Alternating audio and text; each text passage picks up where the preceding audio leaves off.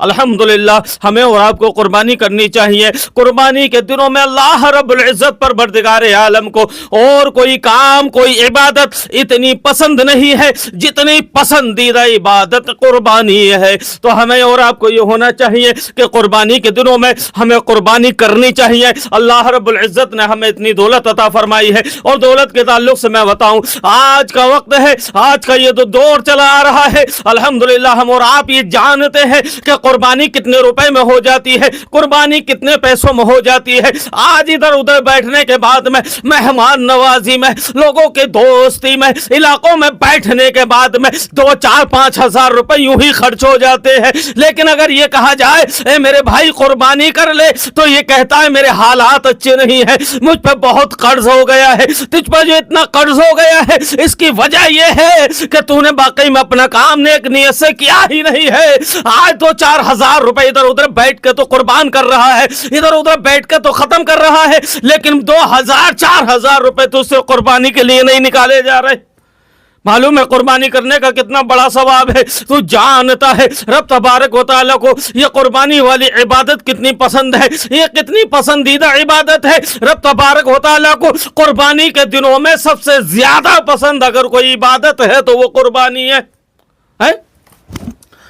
अगर कुर्बानी के दिनों में रब तबारक व तआला को सबसे ज्यादा पसंद अगर कोई इबादत है तो वो कुर्बानी की इबादत है। अगर उन दिनों में आप एक ओहद पहाड़ के बराबर भी अगर सोना आप बांट दे तो उसका सवाब इतना नहीं है जितना बड़ा सवाब कुर्बानी का है, जितना बड़ा सवाब कुर्बानी का मिला करता है। आओ मैं आपको बताऊं ये कुर्बानी क्या है। एक बाप और बेटे की मोहब्बत का नाम कुर्बानी है, एक बाप और बेटे की जुदाई का नाम कुर्बानी है, एक बाप और बेटे को दूर करने का नाम कुर्बानी है। आपने सुना होगा अल्लाह रब्बुल इज्जत परवरदिगार आलम ने हजरत इब्राहीम अलैहिस्सलातु वस्सलाम को उम्र तवील के बाद में, एक लंबी उम्र के बाद में, गालिबा 70 साल के बाद में अल्लाह रब्बुल इज्जत ने हजरत इब्राहीम अलैहिस्सलातु वस्सलाम को एक बेटा अता फरमाया। और वो बेटा हजरत हाजरा रज़ियल्लाहु ताला अन्हा के बतन पाक से पैदा होता है जिसका नाम हजरत इस्माइल अलैहिस्सलाम है।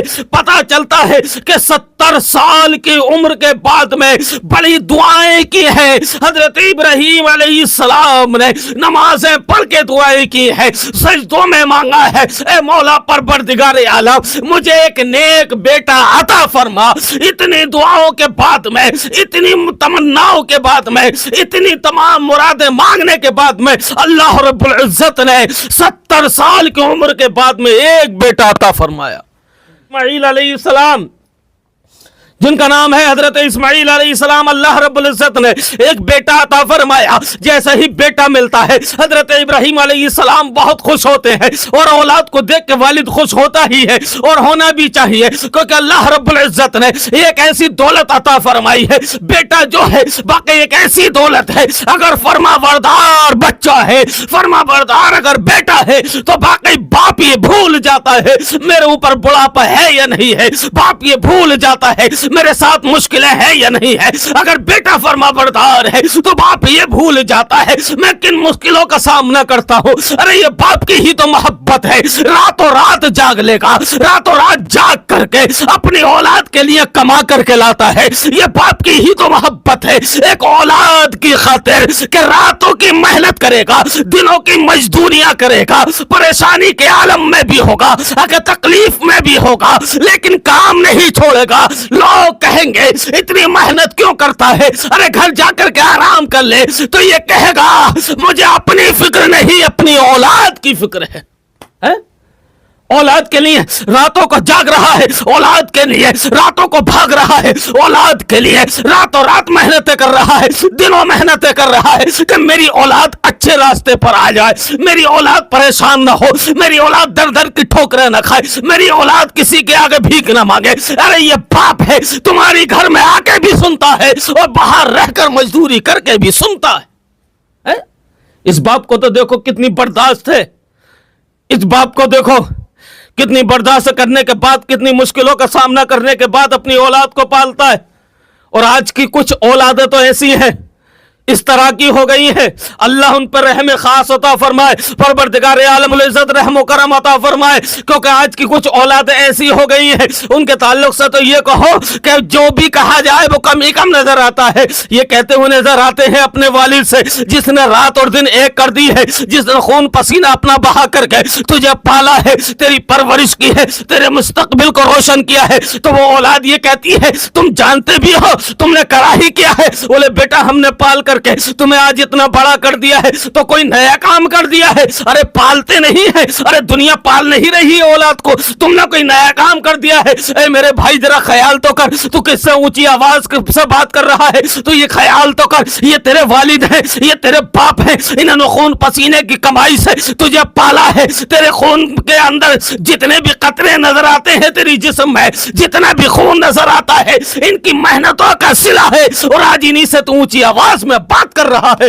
اللہ اکبر! قرآن کا تو اعلان یہ ہے، قرآن تو یہ کہتا ہے اپنے والدین کی آواز سے آواز مت ملاؤ، قرآن تو یوں کہتا ہے کہ ان کے سامنے اف تک نہ کرو۔ لفظ اف، آواز تو بہت بڑی بات کا نام ہے، اور آج اولاد یہ کہتی ہے تم نے کرا ہی کیا ہے، اولاد یہ کہتی ہے تم جانتے ہی کیا ہو، اولاد یہ کہتی ہے تمہیں پتا ہی کیا ہے۔ آج تو اتنا سمجھدار ہو گیا کہ تیرا باپ تجھے نہیں جانتا۔ ارے یہ باپ وہ ہے کہ راتوں رات محنتیں کر رہا ہے، یہ رکشے چلا رہا ہے، رکشے چلا کر کے تجھے پال رہا ہے، یہ محنتیں کر رہا ہے تجھے پال رہا ہے، یہ مزدوری کر رہا ہے، یہ تجھے کھلا رہا ہے، یہ ادھر ادھر جا کر کے تمام مشکلوں کا سامنا کر کے یہ چند پیسے لے کر آتا ہے، اور ان پیسوں سے یہ اس سامان کو ضرورت کے خریدتا ہے جس سے تیری پرورش ہوتی ہے، تیرا مستقبل اچھا ہوتا ہے۔ یہ جو ذکر ہے یہ باپ اور بیٹے کا ہی تو ہے۔ ادھر حضرت ابراہیم علیہ السلام کو اللہ رب العزت نے کافی عمر کے بعد میں غالباً 70 سال کے بعد میں ایک بیٹا عطا فرمایا جن کا نام ہے اسماعیل علیہ السلام۔ حضرت ابراہیم علیہ السلام حضرت اسماعیل سے بڑی محبت کرتے ہیں کیونکہ کافی عمر کے بعد میں اللہ نے انہیں یہ بیٹا عطا فرمایا تو محبت ہو ہی جاتی ہے، اتنی محبت کرتے ہیں، بڑا پیار آتا ہے اپنے نور نظر نقطۂ جگر حضرت اسماعیل پر۔ ادھر یہ محبت کرتے ہیں، ادھر پیار کرتے ہیں، ادھر رب تبارک و تعالیٰ کے حضور کچھ فرشتے آپس میں باتیں کرتے ہیں۔ مولا جسے تو خلیل کہتا ہے، جسے تو اپنا گہرا دوست کہتا ہے، اس کی محبت تو بیٹے کی طرف جاتی ہوئی نظر آتی ہے، وہ تو اپنے بیٹے سے پیار کرتا ہے، وہ تو اپنے بیٹے سے محبت کرتا ہے۔ اللہ اکبر! رب تبارک و تعالیٰ کا حکم ہوتا ہے اے ابراہیم، اے میرے خلیل، اے میرے دوست، اپنے بیٹے اسماعیل کو فلاں جنگل میں جا کر کے چھوڑو۔ فلاں جنگل میں جا کر کے حضرت ابراہیم علیہ السلام نے حضرت حاجرہ کو ساتھ میں لیا، حضرت حاجرہ کو ساتھ لیتے ہیں، حضرت اسماعیل علیہ السلام کو ساتھ میں لیتے ہیں۔ حضرت اسماعیل علیہ السلام ہے، حضرت حاجرہ ہے، حضرت ابراہیم علیہ السلام ہے، یہ تینوں لوگ ہیں، اور ساتھ میں کچھ کھجوریں لیتے ہیں، ساتھ میں کچھ پانی لے لیتے ہیں، اور اسے ساتھ میں لے جانے کے بعد میں ایک علاقے میں پہنچ جاتے ہیں، ایک جنگل میں پہنچ جاتے ہیں جہاں آج خانہ کعبہ بنا ہوا ہے۔ اللہ اکبر! اس میدان میں لے جانے کے بعد میں حضرت ابراہیم علیہ السلام نے اپنے بیٹے حضرت اسماعیل علیہ السلام کو اور حضرت حاجرہ کو وہاں چھوڑ دیتے ہیں، اور چھوڑ کر واپس پلٹ کے آتے ہیں۔ حضرت حاجرہ رضی اللہ تعالیٰ عنہ دوڑی دوڑی آپ کے پیچھے آتی ہے، آپ کے دامن کو پکڑ لیتی ہے، اور پکڑنے کے بعد میں عرض کرتی ہے میرے شوہر، اے میرے سرتاج، یہ تو بتاؤ یہاں کس کے سہارے چھوڑ کے جا رہے ہو؟ اس علاقے میں جہاں چرند و پرند کا پتہ نہیں ہے، جہاں شجر کا پتہ نہیں ہے، جہاں کوئی انسان کا پتہ نہیں ہے، یہاں کوئی بشر نہیں نظر آتا ہے، یہاں کوئی چرند پرند نظر نہیں آتا ہے، یہ تو بیابان جنگل ہے، اس جنگل میں تو جہاں نظریں جاتی ہے کوئی نظر نہیں آتا ہے، کس کے بھروسے پر کس کے سہارے چھوڑ کے جاتے ہو؟ اے اللہ کے دوست بولتے کیوں نہیں؟ اے بولتے کیوں نہیں؟ حاجرہ کو کس کے بھروسے چھوڑ کر کے جا رہے ہو؟ 1 میل نہیں، 2 نہیں، 3 मील का जिक्र है, 3 मील का। हजरत हाजरा 3 मील तक आपके पीछे पीछे चली और चलने के बाद यही सवाल करती रही, ए मेरे शौहर ये तो बता दो यहाँ किसके भरोसे छोड़ के जा रहे हो, ए मेरे शौहर ये तो बता दो यहाँ किसके सहारे छोड़ के जा रहे हो, ए मेरे सरताज ये तो बता दो इस इलाके में किस बुनियाद पर छोड़ के जा रहे हो। यहाँ ना ही तो पानी है, ना ही यहाँ खाना है, ना ही यहाँ इंसान है, ना कोई बशर है, ना चरिंद है, ना परिंद है। यह सुनसान जंगल है, यह बियाबान जंगल है। इस इलाके में किसके भरोसे छोड़ के जा रहे हो, अपनी मर्जी से छोड़ के जा रहे हो, या हाजरा से कोई खता हो गई है, या कोई गुस्ताखी हो गई है, या कोई गलती हो गई है जिसकी सजा दे रहे हो। हजरत इब्राहिम अलैहिस्सलाम कोई जवाब पेश नहीं करते हैं, कोई जवाब इनायत नहीं फरमाते हैं। फिर हजरत हाजरा अर्ज करती है, ए अल्लाह के खलील, ए अल्लाह के दोस्त, ये तो बता दीजिए यहाँ किसके भरोसे छोड़ रहे हो, या हमें छोड़ने का हुक्म खुद परवरदिगार ने अता फरमाया है। इतना जैसे ही सुनना है हजरत इब्राहिम अलैहिस्सलाम इरशाद फरमाते हैं, हाँ हाँ ये रब का हुक्म है तुम्हें यहां छोड़ने के लिए। अल्लाह का वो दोस्त जिसके ताल्लुक से कुरान में आया, वत्तखज़ल्लाहु इब्राहीम खलीला, और हजरत इब्राहिम अलैहिस्सलाम अल्लाह रब्बुल इज्जत के गहरे दोस्त हैं।